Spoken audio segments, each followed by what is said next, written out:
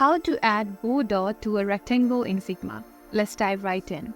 First thing first, let's create our rectangle. So open up Figma and select the rectangle tool from the toolbar, or you can simply press the R key in your keyboard. Now let's click and drag into the canvas, or you can simply click and create a rectangle.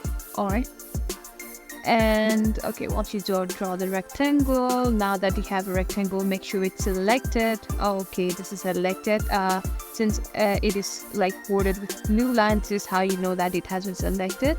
And alright, next let's focus on adding the border. Okay, so on the properties panel on the right side, if you don't see it, just scroll down a little bit. You can see a stroke section, and tap into the plus icon, and simply click onto the little checkbox next to a stroke.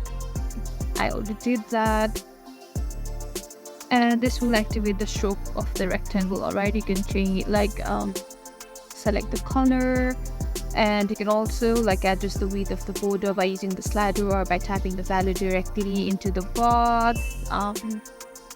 And you can also tapping whether you want it to be in the center or the outside or even inside, and stuff like that. Now let's change the color like we already did. I think it's red. Do I want to keep it red? Maybe yes, I want to keep it red.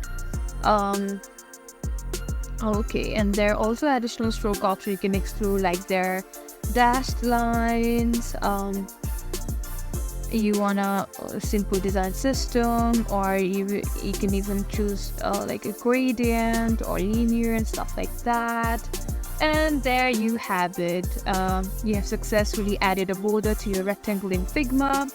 Feel free to get creative with different colors and even styles. If you found this tutorial helpful, give us a thumbs up, subscribe for more design tips, and hit that notification bell so you don't miss our next video.